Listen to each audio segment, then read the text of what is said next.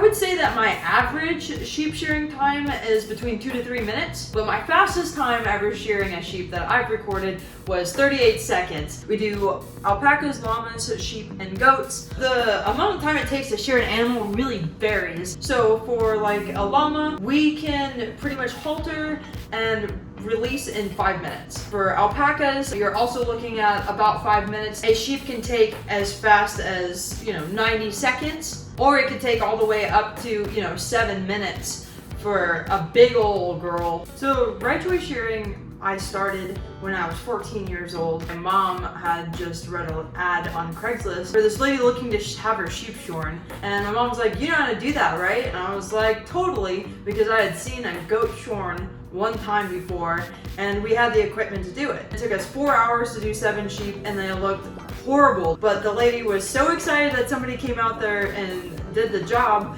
that she told all of her friends about us. The next lady had llamas, the next lady had alpacas, and I literally just kept doing it blind until eventually I knew what I was doing. When I first started out, my biggest challenge was just learning how to shear, maneuver the equipment to be able to successfully shear an animal and have it done in a stress-free manner. As I was getting better at that, it was networking with people. At that point, what was very difficult was to be able to create that name for myself, that I was a professional, that I did know what I was doing, that I could handle these animals, and that I could do it without the help of anybody else. Because when you have a 14-year-old kid come in there, you're like, I don't know, what have I signed up for? And developing that respect from clients was a big struggle for a while. What we do now is we travel from farm to farm and service these small groups.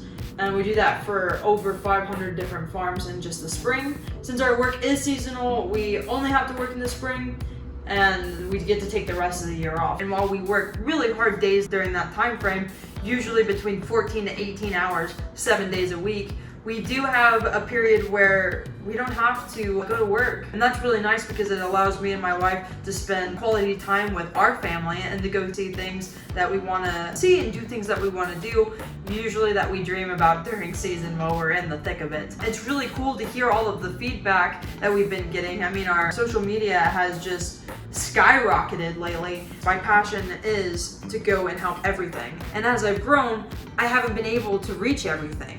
That's been very hard for me. This is the first year that we have actually had to close our books and just service the people that I had already committed to, because I literally don't have the time in the day. And that was very hard to feel that reminder of being human.